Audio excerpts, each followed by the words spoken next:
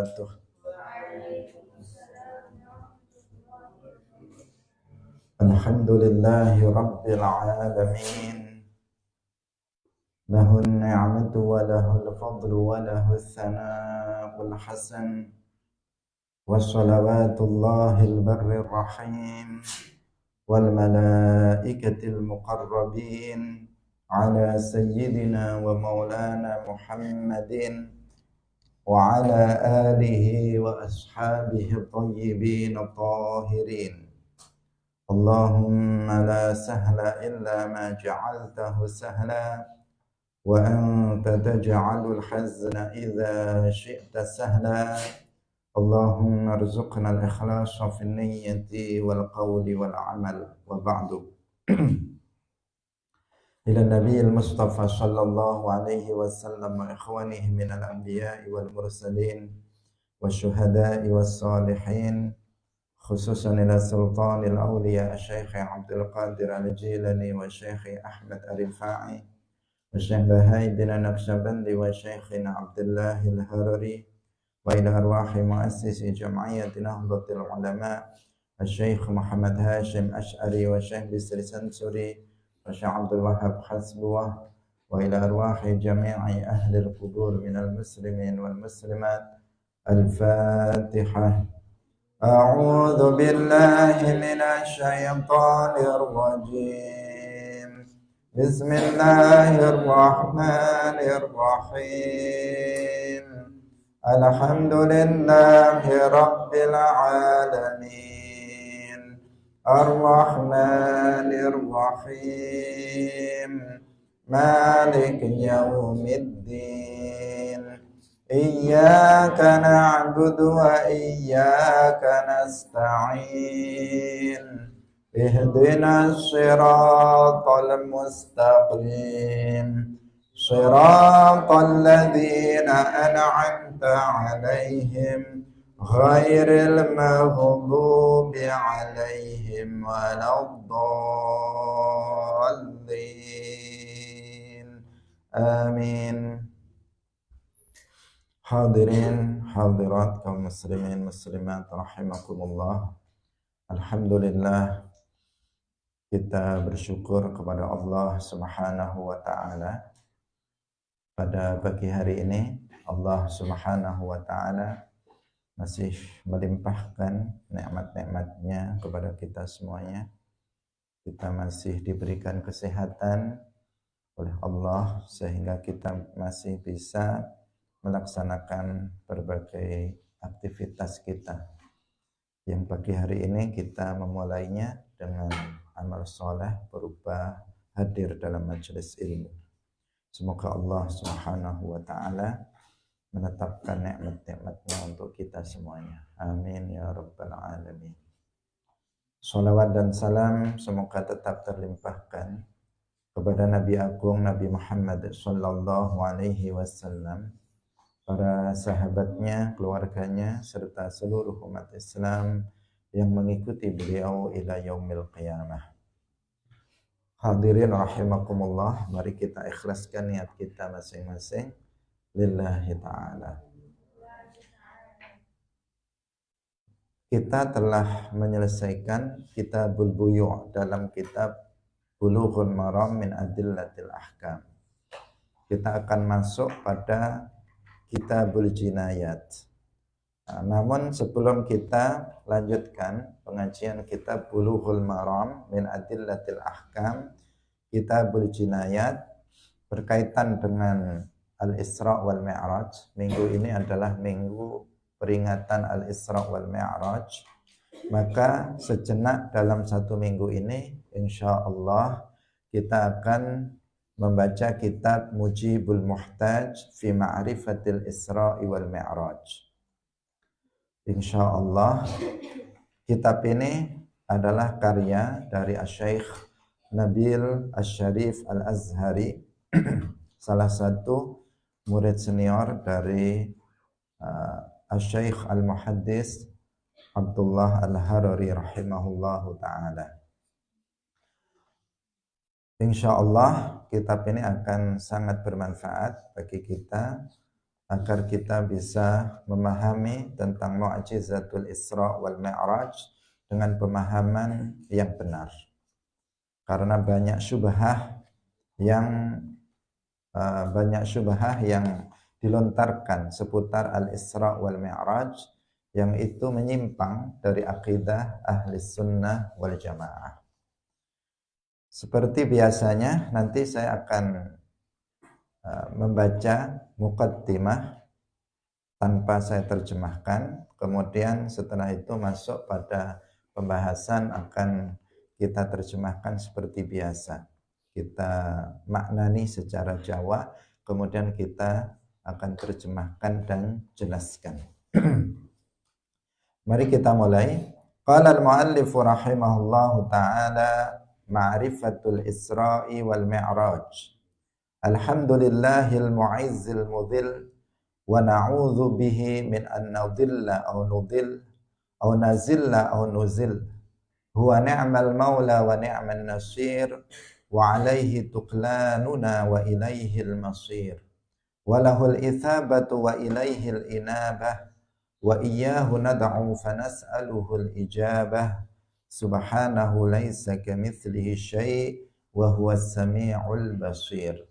Wassalatu wassalamu ala syamsil huda al-bahiri ayyama bahar al-mansuri qabla salli wa shahr birru'bi min masirati syahr nabiyyina alladhi sadaqa wa sada'a bil haqqi wa jahar fahassa junaha syirki idh hassa wa bahar wa adharahu Allahu fadhahar wa ala alihi dhaidina an hiyadhi syara' wa kaifa la wal aslu yatba'uhu al fara' wa sahbihi kumatil jihadi khumatil wihad man istamsaku faqtafau hadiyahad. Ini adalah muqaddimah yang intinya adalah hamdalah dan sholawat kepada Rasulullah sallallahu alaihi wasallam, para sahabatnya, keluarganya. Nah, yang selanjutnya kita akan masuk pada materi, kita akan terjemahkan. Wa ba'du fa inna rasula wa ba'du lan ing dalem sause maca hamdalah lan sholawat.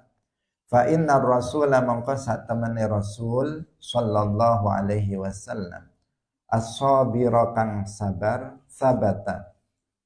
sabata iku tetep sapa rasul wa ma'ahu lan sartane lan iku sartane ar-rasul ashabuhu utawi pira-pira sahabati rasul lisanawatin maring pira-pira taun adidatin kang akeh ma'ama sartane barang ana kang wis wong kang wis dadi lara sapa ar-rasul min takdzibin saking ngorohaken wa adzal musyrikina lan oleh nglaranine pira-pira wong musyrik lahu maring Kanjeng Nabi. Summa mata nuli mati sapa ammuhu pamane Kanjeng Nabi rupane Abu Thalib. Al mudafi'u kang bela anhu sapa Abu Thalib anhu saking Kanjeng Nabi. Wa matat lan sedo sapa zaujuhu garwane Kanjeng Nabi rupane Khadijah. Allati kang kanat kang ana sapa Khadijah lahu maring Kanjeng Nabi sallallahu alaihi wasallam iku aunan nulung wa wazira sidqin lan menteri kang jujur fi amin ing dalam tahun wahidin kang siji. Fakanat nuli ana apa mu'jizatul Isra'i, mu'jizat al-Isra wal Mi'raj lan Mi'raj iku tasliyatan dadi penghibur liqalbihi maring atine Kanjeng Nabi alaihi salatu wassalam amma saking barang waqa'a kang wis tumiba bihi kelawan ma min huznin nyatane saking kesusahan wa syiddatin lan saking kang abot wa tahyiatan lan nyiapaken lil hijrati maring hijrah an-nabawiyyati kang bangsa kenabian, asyarifati kang mulya. Allati kang intolaqat kang menyebar ba'daha ing dalam sause al-hijrah an-nabawiyah apa afwajul mukminin pira-pira golongan wong-wong Islam fi kulli hadabin wa saubin ing dalam saben-saben arah tansyuru nyebaraken sapa afwajul mukminin al-islam ing Islam wa tarfa'u lan ngangkat sapa afwajul mukminin rayata la ilaha illallah ing kenderane la ilaha illallah Muhammadur Rasulullah. Hadirin rahimakumullah, di awal ini muallif rahimahullah beliau menjelaskan tentang kondisi sebelum Rasulullah Shallallahu Alaihi Wasallam di Isra dan di Mi'rajkan. Bahwa Rasulullah Shallallahu Alaihi Wasallam setelah beliau diangkat menjadi seorang nabi, beliau kemudian berdakwah dengan penuh kesabaran dan beliau sabit dalam dakwahnya bersama para sahabatnya. Beliau disakiti oleh orang-orang kafir Quraisy. Mereka mendustakan Rasulullah Shallallahu Alaihi Wasallam. Mereka menyakiti Rasulullah Shallallahu Alaihi Wasallam dan para sahabatnya. Artinya sangat kuat dan sangat gencar perlawanan dari orang-orang musyrik terhadap dakwah Rasulullah Shallallahu Alaihi Wasallam. Banyak di kalangan para sahabat Nabi itu yang dibunuh karena mempertahankan keimanan. Banyak di antara mereka yang disiksa karena mempertahankan keimanan. Banyak ancaman terhadap Rasulullah dan terhadap para sahabatnya yang menyebarkan Islam di awal-awal dakwah Islam. Sehingga sampai kemudian Rasulullah memerintahkan kepada sebagian sahabatnya untuk hijrah ke Habasyah sampai 2 kali.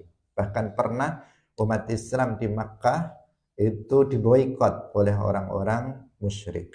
Sehingga kemudian sebagian diperintahkan oleh Nabi untuk hijrah. Nabi sendiri diludahi, Nabi sendiri disakiti, dilempari dengan kotoran, difitnah dengan berbagai macam fitnah, dianggap sebagai orang gila, dianggap sebagai peramal, sebagai tukang sihir dan sebagainya. Banyak sekali pertentangan dari orang-orang musyrik Quraisy ketika itu.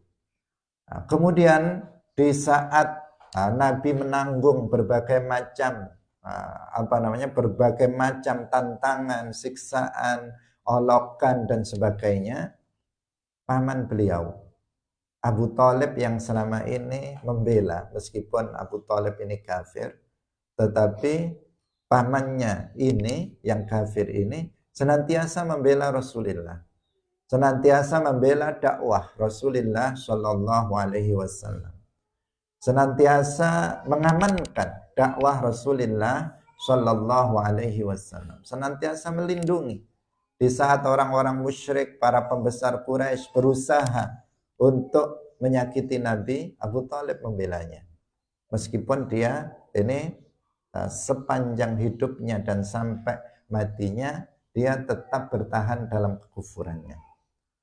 Dia tahu tentang kebenaran Islam, dia tahu tentang kebenaran dakwah Rasulullah Shallallahu Alaihi Wasallam.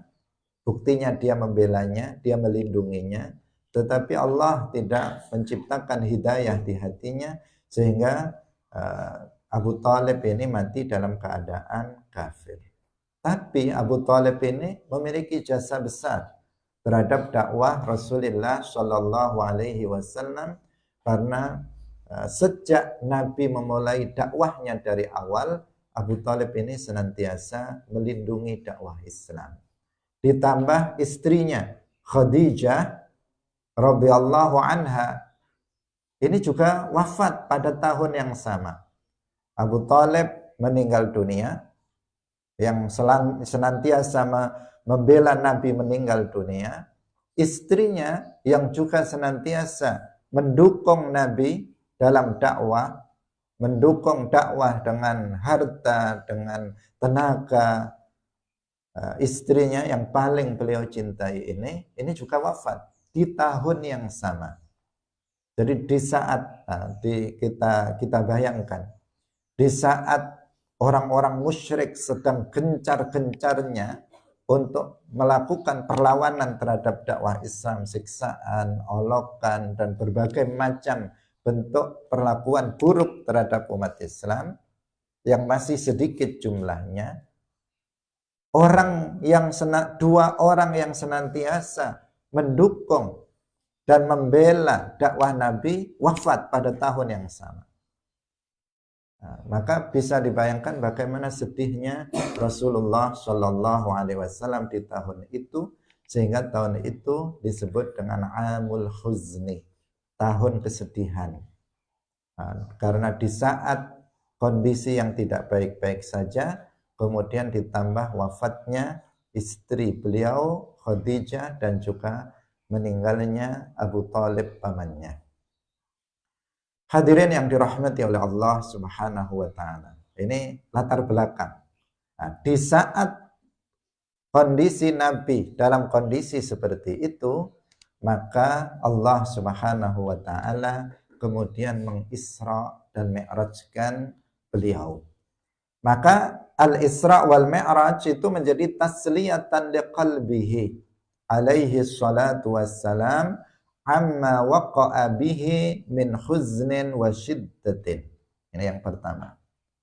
Jadi fungsi daripada Al-Isra wal Mi'raj ini adalah sebagai penghibur hati Rasulullah Shallallahu Alaihi Wasallam yang sedang dalam kesedihan, yang sedang dalam kondisi berat, dalam kondisi sedih, maka Isra wal Mi'raj ini berfungsi sebagai tasliyah, sebagai penghibur bagi Rasulullah Shallallahu Alaihi Wasallam, memperkuat kembali keimanan Rasulullah Shallallahu Alaihi Wasallam, memperkuat keyakinan Rasulullah Shallallahu Alaihi Wasallam di saat beliau itu sedang dalam kondisi yang tidak baik. Artinya dalam keadaan susah, dalam keadaan sedih, dalam keadaan berat. Itu yang pertama. Wa tahyi'atan lil hijratin nabawiyyati syarifah. Dan untuk mempersiapkan, ini dalam rangka apa? Tahyi'ah, mempersiapkan fase dakwah berikutnya, yaitu hijrah dari Makkah menuju ke Al-Madinah Al-Munawwarah. Karena tidak lama setelah peristiwa Al-Isra wal Mi'raj, kemudian Rasulullah Shallallahu Alaihi Wasallam diperintahkan oleh Allah untuk hijrah dari Makkah menuju Yathrib atau Thaibah, yang kemudian berganti menjadi Al-Madinatul Munawwarah. Tidak lama setelah peristiwa Al-Isra wal Mi'raj. Maka dikatakan tahyi'ah sebagai persiapan menghadapi fase dakwah berikutnya, yang dimana dari Al-Madinah Al-Munawwarah kemudian Islam itu menyebar. Para sahabat yang membantu beliau, Rasulullah dan para sahabat, dari situ kemudian menyebarkan Islam ke seluruh penjuru dunia. Nah, dikatakan fi kulli hadabin wa saubin, artinya di setiap arah itu umat Islam menyebarkan Islam dan mengangkat bendera la ilaha illallah Muhammadur Rasulullah. Artinya bahwa umat Islam kemudian menyebar luas ke seluruh dunia dari Al-Madinatul Munawwarah. Sesuai dengan hadis Nabi juga bahwa Rasulullah Shallallahu Alaihi Wasallam bersabda, umirtu bi qaryatin ta'kulul qura wa hiya thaibah. Aku diperintahkan untuk hijrah ke suatu kampung yang dari situ kampung itu akan memakan kampung-kampung yang lain. Artinya Islam dari kampung itu, yaitu dari Yathrib, akan menyebar luas ke seluruh dunia. Nah, termasuk ke Indonesia yang sekarang kita ketahui penduduk Indonesia beragama Islam. Islam menyebar dari sana, dari Al-Madinah Al-Munawwarah. Setelah Islam mapan kemudian para sahabat disebarluaskan oleh Nabi dan kemudian para khulafaur rasyidin ke seluruh penjuru dunia untuk mendakwahkan ajaran Islam. Sebagian disebarkan dengan secara damai oleh para dai, oleh para sahabat Rasulullah Shallallahu Alaihi Wasallam, dan sebagian disebarkan dengan peperangan-peperangan, penaklukan terhadap negara-negara yang dipimpin oleh pemimpin yang kafir dan zalim. Kita lanjutkan. Qala Allah tabaraka wa ta'ala, qala wasdawah sapa Allah tabaraka wa ta'ala, subhanalladzi asra bi'abdihi laylan minal masjidil harami ilal masjidil aqsa alladzi barakna hawlahu linuriyahu min ayatina innahu huwas sami'ul basir. Qila dan ucapaken fi tafsiriha yang dalam penafsirane ayat iki. Innahu satemene kelakuan lamma wassala tatkalane tumeka sapa habibuna kekasih kita rupane Muhammadun Kanjeng Nabi Muhammad sallallahu alaihi wasallam ila darajati maring pira-pira derajat al-aliyati kang dhuwur wal maratibilan maring pira-pira martabat tingkatan ar-rafi'ati kang dhuwur fil mi'raji ing dalem mi'raj auha mongko paring wahyu sapa Allahu Gusti Allah subhanahu ilaihi maring Kanjeng Nabi ya Muhammadu Muhammad bimadza kelawan apa usyarrifuka mulyaaken sapa ingsun Allah ing sira. Kala jawab sapa Kanjeng Nabi bi antan subani kelawan yen to nisbataken panjenengan ing ingsun ila nafsika maring panjenengan bil ubudiyyati kelawan ubudiyah kelawan penghambaan fa'anzalallahu nuli nurunaken sapa Allah Gusti Allah qaulahu ing dawuh Gusti Allah subhanalladzi asra bi 'abdihi al-ayah terusna sira ing hadis. Rawahu ngriwataken ing riwayat ing hadis sapa Abul Qasim Al-Ansari.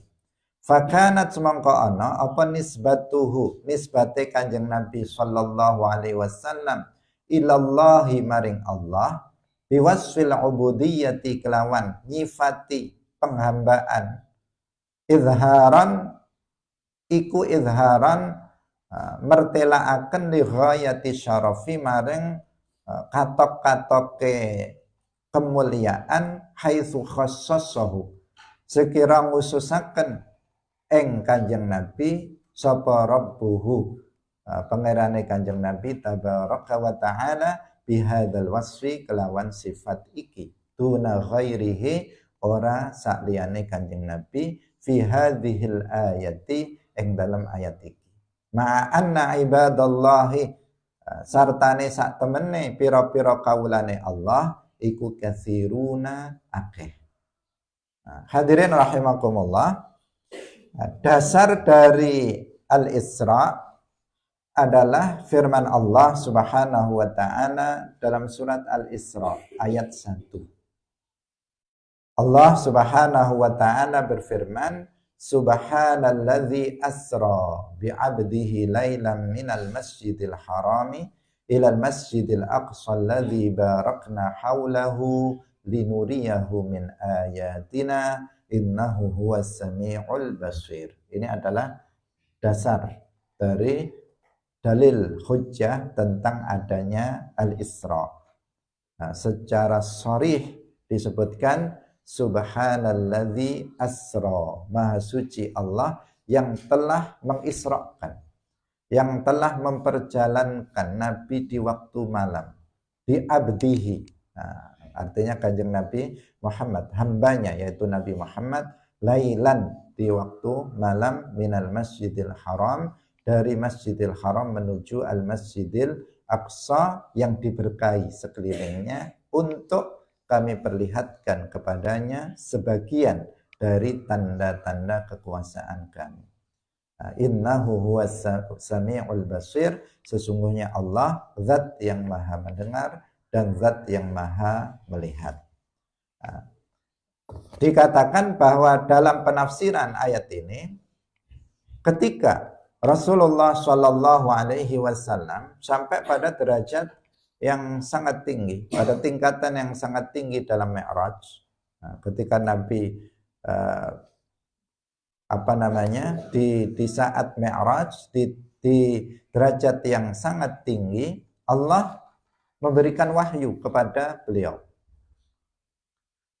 Wahyunya, Nabi ditanya, wahai Muhammad, Allah berfirman kepada Nabi Muhammad sallallahu alaihi wasallam, wahai Muhammad, dengan apa aku memuliakanmu? Kemudian Rasulullah sallallahu alaihi wasallam menjawab, muliakanlah aku dengan menisbatkan aku padamu bil ubudiyah. Artinya beliau dinisbatkan kepada Allah sebagai hamba Allah. Jadi artinya disandarkan atau dirinya itu ditetapkan sebagai Abdullah, sebagai hamba Allah Subhanahu wa taala. Itu adalah kemuliaan tertinggi. Kemuliaan tertinggi. Sehingga kemudian itu dikabulkan oleh Allah Subhanahu wa taala. Allah menurunkan ayat Al-Qur'an, subhanalladzi asra bi 'abdihi. Bi 'abdihi di sini adalah Nabi Muhammad sallallahu alaihi wasallam. Allah secara khusus dalam ayat ini menyebut Nabi Muhammad sebagai abdihi, sebagai hamba Allah Subhanahu wa taala. Dan ini adalah sebuah puncak kemuliaan, karena meskipun kita semuanya ini adalah hamba Allah, seluruh makhluk ini adalah hamba Allah, ibadullah, kita semuanya adalah hamba Allah. Tetapi hanya Nabi Muhammad dalam ayat ini yang secara khusus disebut sebagai abdihi, sebagai hamba Allah Subhanahu wa taala. Ini adalah sebuah kemuliaan tertinggi yang didapatkan oleh Rasulullah Shallallahu alaihi wasallam, yaitu ketika Allah secara khusus menyebut beliau sebagai hambanya, sebagai Abdullah, sebagai hamba Allah Subhanahu wa ta'ala. Ini seputar penafsiran ayat tersebut. Kita lanjutkan. Wasabahu lan utawi sabah, dari kata subhana tadi menjelaskan tentang ayat. Fil lughati ing dalam bahasa, iku maknahu utawi maknane as-sabah iku at-tabaudu. Iku at-tabaudu kang saling atuh. Wa makna subhanallah lan utawi maknane subhanallah iku tanazzaha. Tanazzahallah, tanazzaha was maha suci sapa Allahu Gusti Allah. Ay amma tegese saking barang la yaliku kang ora layak apa ma bihi kelawan Allah. Wa usabbihu lan nucaaken sapa ingsun Allah ing Allah, ay unazzihuhu tegese nyucaaken sapa ingsun ing Allah amma saking barang utawa sifat la yaliku kang ora layak apa ma bihi kelawan Allah. Min syabahil makhluqati saking nyatane saking nyerupani makhluk wasifatihim lan pira sifat-sifate makhluk. Fal makhluqatu mangka utahi pira-pira makhluk iku imma hajmun ana kalane rupa benda latifun kang latif, kang ora bisa den sentuh kelawan tangan, kan nuri kaya cahaya, wal hawai lan udara, wadzolami lan peteng kegelapan. Wa imma lan ana kalane hajmun benda kasifun kang kasif kang kena den sentuh kelawan tangan, kal basyari kaya menungso, wasyajari lan wit-witan, wal hajari lan watu. Wa amma sifatul makhluqati lan anapun utawi pira-pira sifate makhluk, fahiya mongko iku utawi sifatul makhluqat iku kal alwani kaya pira-pira warna, wal harokati lan pira-pira uban, wasakanati lan pira-pira meneng. Wa kullu dzalika lan utahi saben-saben mangkono-mangkono iku mimma setengah saking barang nazzaha kang wis nyucikaken sapa Allah Gusti Allah nafsahu ing awak dhewene Allah anhu saking ma. Hadirin rahimakumullah. Di sini dijelaskan tentang penafsiran ayat yang menjadi dasar dari Mu'jizatul Isra. Ayat itu dimulai dari subhana, subhanalladzi asra, artinya maha suci Allah. Apa makna dari subhanallah? As-sabah dalam bahasa itu artinya tabaud, saling artinya berjauhan. Taba'ada, ya taba'adu, taba'udan. Itu dari sisi bahasa. Sedangkan makna subhanallah, subhanalladzi asra sama artinya dengan subhanallah, karena alladzi asra itu Allah. Subhanalladzi asra bi'abdihi artinya subhanallah. Apa maknanya ketika kita mengatakan subhanallah? Artinya kita mengatakan Allah itu maha suci dari sifat-sifat yang tidak layak baginya. Jadi ketika kita mengatakan subhanallah, subhanallah, subhanallah dalam zikir misalnya, maka maknanya apa? Maknanya Allah itu maha suci dari sifat-sifat yang tidak layak bagi Allah. Ketika saya mengatakan usabbihullah, artinya aku mensucikan Allah dari sifat-sifat yang tidak layak bagi Allah. Nah, maka Allah Subhanahu wa taala itu dia bukan hajm. Allah bukan benda sama sekali. Allah bukan benda katsif. Allah juga bukan benda latif. Apa itu benda katsif? Benda katsif adalah benda yang bisa disentuh dengan tangan. Ma yudbatu bil yad. Benda yang bisa disentuh dengan tangan. Seperti manusia, seperti pohon, seperti batu, seperti meja, seperti mikrofon, seperti tembok. Ini namanya hajmun katsif. Benda yang bisa disentuh dengan tangan. Allah Subhanahu wa taala bukan benda yang katsif, yang bisa disentuh dengan tangan seperti manusia. Allah Subhanahu wa taala juga bukan benda latif. Bukan hajmun latif, yaitu kebalikan dari hajm katsif, ma la yudbatu bil yad, yaitu benda yang enggak bisa disentuh dengan tangan. Seperti cahaya. Di ruangan ini ada cahaya, kita enggak bisa menyentuhnya. Di ruangan ini ada udara, tapi kita nggak bisa menyentuhnya.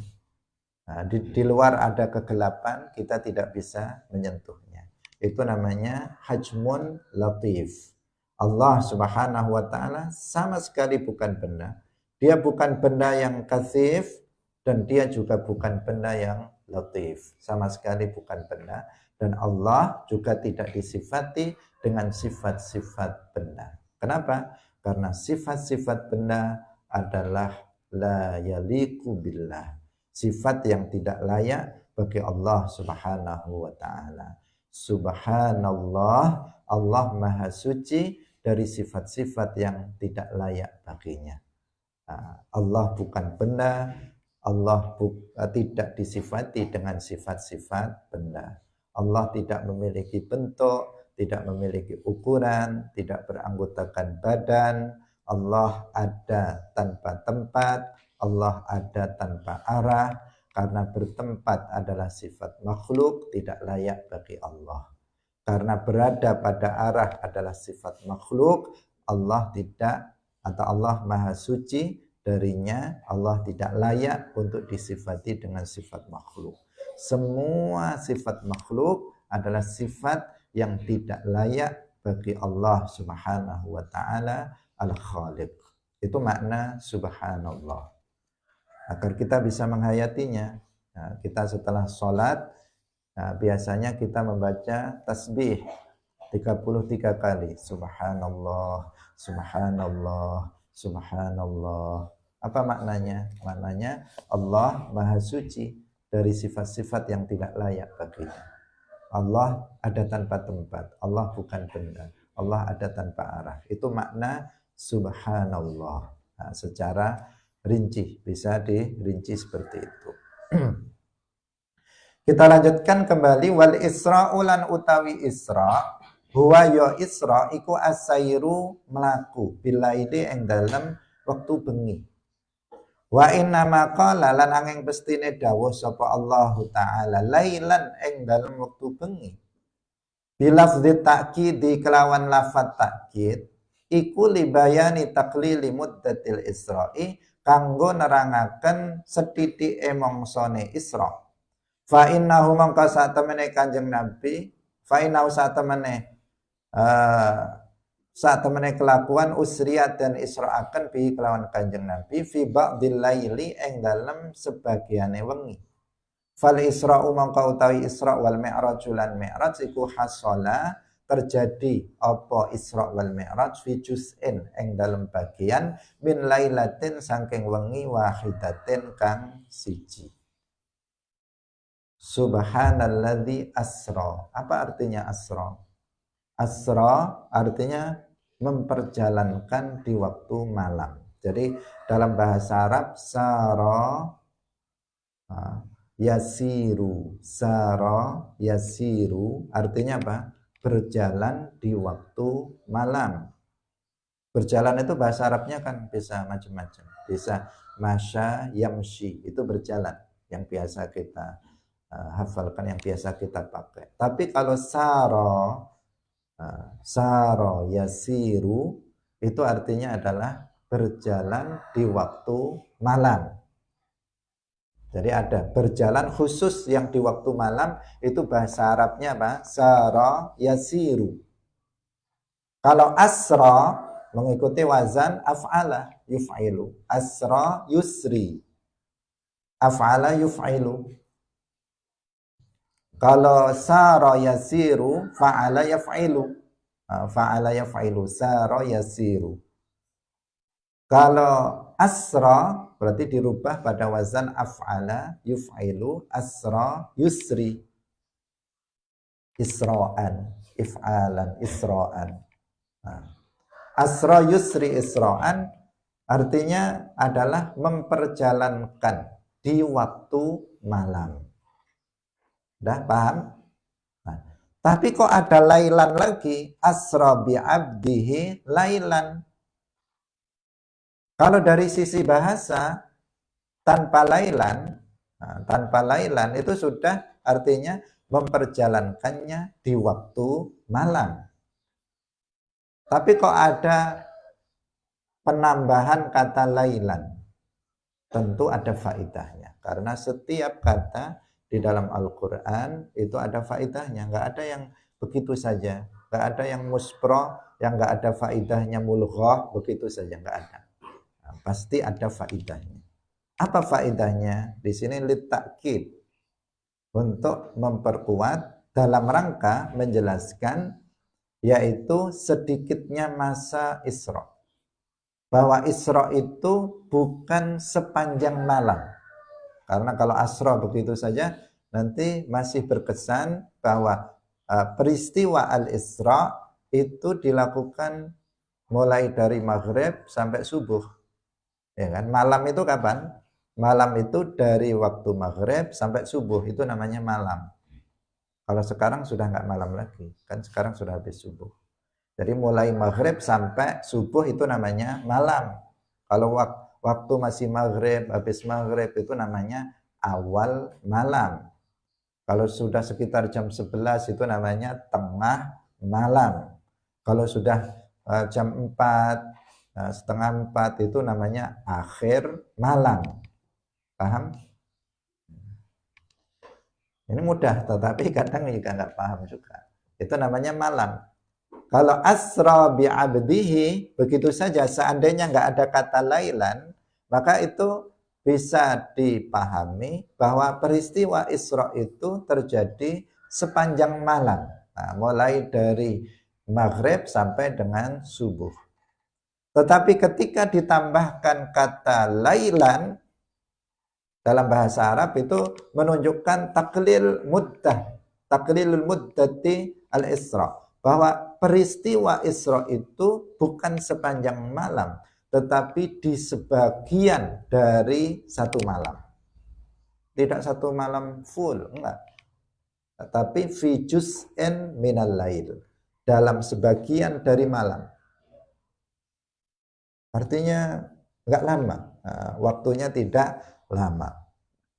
Padahal perjalanan Isra atau padahal jarak antara Makkah ke Palestina itu bisa 1 bulan perjalanan ke sana. Waktu itu kalau naik unta misalnya, maka bisa memakan perjalanan 1 bulan lamanya karena jauhnya. Jauhnya Masjidil Aqsa Palestina dari Makkah. Tapi di sini tidak sampai 1 malam, hanya pada sebagian malam saja. Dan malam itu bukan hanya Isra saja, tetapi juga Mi'raj. Nah, jadi ini untuk memperkuat. Lailan untuk menjelaskan bahwa peristiwa Isra itu bukan di seluruh atau sepanjang malam, tetapi di sebagian dari 1 malam. Dia terjadi pada suatu malam, di sebagiannya dari malam tersebut. Paham ya?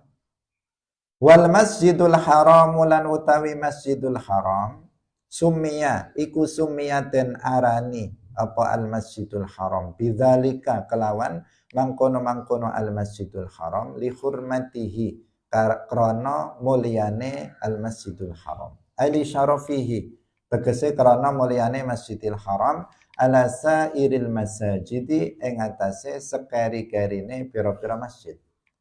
Li'annahu krana sak temene al masjidul haram iku khussa dan khususaken apa al masjidul haram bi ahkamin kelawan pira-pira hukum. Laisat kang ora ana apa ahkam iku li ghairihi kedue sak liyane masjidil haram. Wali mudha'afati ajri sholati lan krana berlipate ganjarane salat fihi ing dalem Masjidil Haram aksara kang luwih akeh mimma saking barang fi ghairihi ing dalem saliyane Masjidil Haram ila adhafin maring pira-pira tikelan katsiratin kang akeh jiddan kelawan banget akeh. Subhanalladzi asra bi'abdihi lailan minal masjidil haram. Dari Masjidil Haram. Apa Masjidil Haram? Masjidil Haram masjid yang ada di Makkah yang ada Ka'bahnya. Itu namanya Al-Masjid Al-Haram. Kalau yang di Madinah namanya Masjid Nabawi. Pertanyaannya, kenapa Masjidil Haram disebut Masjidil Haram? Jawabannya lihurmatihi, karena kemuliaan Masjidil Haram. Masjidil Haram adalah masjid yang termulia dibandingkan dengan masjid-masjid yang lainnya. Seluruh masjid mulia, tetapi karena masjid adalah tempat untuk ibadah kepada Allah. Tetapi masjid yang dimuliakan dan memiliki kemuliaan paling tinggi itu adalah Masjidil Haram. Disebut haram di sini li hurmatihi. Li hurmatihi artinya li syarafihi, karena kemuliaan dari Masjidil Haram. Nah, ada hukum-hukum khusus di Masjidil Haram itu. Ada hukum-hukum khusus yang sangat banyak yang enggak berlaku yang nggak berlaku di selain Masjidil Haram. Di antara hukum khususnya, kalau kita di Masjidil Haram, itu kita sholat sunnah kapanpun bisa. Kapanpun bisa. Misalnya habis sholat subuh, sholat sunnah, nggak masalah. Habis asar, sholat sunnah, nggak masalah. Kapanpun bisa dilakukan. Begitu datang sholat di Masjidil Haram, nggak ada larangan. Nggak seperti kalau di kita, habis subuh, ya nggak ada sholat ba'diyah. Di sana juga nggak ada, tapi sholat sunnah apa saja bisa dilakukan, meskipun habis subuh. Misalnya habis sholat subuh sampai zuhur kita sholat terus di Masjidil Haram, nggak ada masalah. Nah, jadi itu salah satunya. Masih banyak lagi hukum-hukum yang berlaku khusus di Masjidil Haram. Kalau kita misalnya sholat di Masjidil Haram, di sholat di Masjidil Haram meskipun kita berada di hotel misalnya, berada di hotel, tidak di hotel yang ada di sekitar Masjidil Haram, maka apalagi kalau bukan apalagi, karena hukumnya sama, di depan Ka'bah, maka pahalanya dilipat gandakan oleh Allah Subhanahu wa Ta'ala sampai 100.000 kali lipat. Sampai 100.000 kali lipat. Kita sholat di sana, pahalanya itu berlipat ganda sampai 100.000 kali lipat. Apa pahalanya? Jangan sampai salah paham. Nanti setelah sholat di Makkah, di Masjidil Haram, setelah haji, sholat di sana, kemudian habis itu nggak sholat. Pulang ke rumah nggak sholat. Kenapa? Sudah dirapel di Makkah kan sudah pahalanya sama dengan 100.000 kali sholat. Ya udah selesai berarti. Ya seperti itu. Pahalanya yang dilipat gandakan menjadi 100.000 kali lipat. Kalau kewajibannya ya tetap setiap waktu sholat kita wajib untuk sholat. Tetapi pahalanya dilipat gandakan 100.000 kali lipat. Kalau kita sholat di Masjid Nabawi 1.000 kali lipat digandakan. Kalau kita sholat di Masjidil Aqsa 500 kali lipat digandakan pahalanya. Di Masjidil Haram jauh sekali. Banyak sekali lipatannya, yaitu sampai 100.000 kali lipat. Sehingga dikatakan ila adhafin katsiratin jiddan. Maka setiap kita hendaknya memiliki keinginan untuk bisa sholat di sana. Beda sholat di sana dengan sholat di sini. Sangat beda. Karena itu dalam sebuah hadis disebutkan hendaknya seseorang itu dia tidak berusaha keras untuk bepergian ke suatu masjid untuk sholat kecuali ketika masjid ini. Karena kalau sholat di masjid-masjid yang lain pahalanya sama. Kamu misalnya bepergian jauh nanti untuk sholat di Masjid Istiqlal, pahalanya sama sholat di Masjid Istiqlal dengan sholat di Masjid Kediri sama. Kamu bepergian jauh ke Solo untuk sholat di Masjid Solo yang baru itu misalnya, pahalanya sama saja, nggak ada perbedaan dengan sholat di sini. Kecuali kalau di sana khusyuk, di sini nggak khusyuk, baru beda. Itu tapi kan bukan pengaruh karena masjid, tapi pengaruh karena kekhusyuan, tingkat kekhusyuan kita. Tapi kalau di sana tambah nggak khusyuk karena sholat sambil lihat keindahan masjid, ini bagus sekali. Misalnya ini keramiknya atau karpetnya kok luar biasa. Sambil mikir itu nggak khusyuk ya, pahalanya tambah sedikit. Tapi tempat tidak mempengaruhi. Beda kalau di Masjidil Haram, di Masjid Nabawi, di Masjidil Aqsa, tempat mempengaruhi pahala. Dengan kita sholat di sana, di Masjidil Haram, maka pahalanya dilipatkan sampai 100.000 kali. Wal Masjidul Aqsa lan utawi Masjidil Aqsa iku sumiyat den arani atau apa Al Masjidul Aqsa bidzalika kelawan mangkono-mangkono Al Masjidul Aqsa iku li bu'adihi krana adoh Masjidil Aqsa anil Masjidil Harami saking Masjidil Haram. Masjidil Aqsa disebut Masjidil Aqsa. Aqsa itu artinya jauh, yang jauh. Kenapa disebut Masjidil Aqsa? Karena jauhnya dari Makkah. Nah, Masjidil Aqsa ini jauh dari Makkah sehingga disebut Masjidil Aqsa. Nah, dia kan Baitul Maqdis, ada di Palestina, disebut Masjidil Aqsa karena jauhnya dari Masjidil Haram. Wakilahuma lan karone Masjidil Haram lan Masjidil Aqsa iku banahuma wis bangun ing karone sapa Adamu Nabi Adam alaihi salam. Bana wis bangun sapa Adam al-Ka'bata ing Ka'bah summa ba'da arba'ina summa ing dalam sause 40 apane sanatan taune bana bangun sapa sapa Adam al-Masjidil Aqsa ing Masjid Al-Aqsa. Wasamma Allahu lan ngarani sapa Allahu Gusti Allah ing Masjidil Aqsa masjidan ing masjid mimma saking barang ya dulu kang nuduhaken ala annahu ing atase sak temene Masjidil Aqsa atau masjid atau ya Masjidil Aqsa kana ono dan Masjidil Haram kana ono buniyatan bangun apa Masjidil Aqsa kasairi amakini ibadatil muslimin kaya sekarine pira-pira panggonan ibadai pira-pira wong muslim atba'i kullil anbiya pengikuti saben-saben para nabi li ibadatillahi kanggo ibadah maring Allah al-wahidi bis salati kelawan salat allati kang yasjudu kang sujud fiha ing dalam salat sapa al muslimu wong muslim lillahi maring Allah.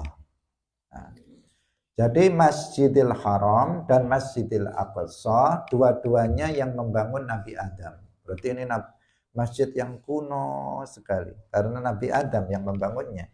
Manusia pertama, Nabi Adam yang membangunnya. Pertama kali Ka'bah dulu yang dibangun, Masjidil Haram. Itu yang pertama kali dibangun. 40 tahun setelahnya Allah memerintahkan Nabi Adam untuk membangun Masjidil Aqsa. Jadi pertama Allah memerintahkan Nabi Adam untuk membangun Ka'bah. 40 tahun berikutnya Allah memerintahkan Nabi Adam untuk membangun Masjidil Aqsa. Nah, ini disebut Masjidil Aqsa padahal dibangun kapan? Dibangun sejak Nabi Adam alaihissalam, yang di situ banyak para nabi yang berikutnya. Ribuan para nabi. Disebut masjid. Kenapa kok disebut masjid? Karena sekarang seolah-olah dikatakan kalau masjid itu ya tempat ibadahnya orang Islam. Kalau tempat ibadahnya selain Islam itu tidak disebut masjid, gereja dan semacamnya. Nah, pertanyaannya kenapa Masjidil Aqsa yang itu dibangun oleh Nabi Adam disebut masjid? Karena memang agama semua para nabi itu sama, yaitu Islam. Dan Masjidil Aqsa dibangun untuk menyembah Allah. Sama dengan masjid yang dibangun oleh umat Nabi Muhammad untuk menyembah Allah. Para pengikut para nabi semuanya muslim, para pengikut para nabi semuanya muslimun, mereka mendirikan masjid itu, mendirikan tempat-tempat ibadah itu untuk menyembah Allah. Maka boleh disebut masjid karena di tempat itu umat Islam bersujud kepada Allah. Masjid sajadah yasjudu itu kan masjid ya, dzaraf tempat, artinya masjid itu tempat untuk sujud. Di tempat itu umat Islam bersujud, baik umat Islam umatnya Nabi Muhammad maupun umat Islam umatnya nabi-nabi sebelum Nabi Muhammad sallallahu alaihi wasallam. Sampai di sini pengajian kita pada pagi hari ini, insyaallah. Berikutnya akan kita lanjutkan kembali. Semoga kita bisa istiqomah dan bisa mengkaji kitab ini sampai dengan selesai dan kita diberikan pemahaman oleh Allah Subhanahu wa taala. Amin ya rabbal alamin. Barakallahu fikum wallahul muwaffiq ila aqwamit thoriq. Wassalamualaikum warahmatullahi wabarakatuh. La ilaha illallah Allahumma salli ala sayyidina Muhammad wa ala alihi wa sahbihi wa sallim. Rabbi ghafirli wa liwalidayya wa lil mu'minina wal mu'minat.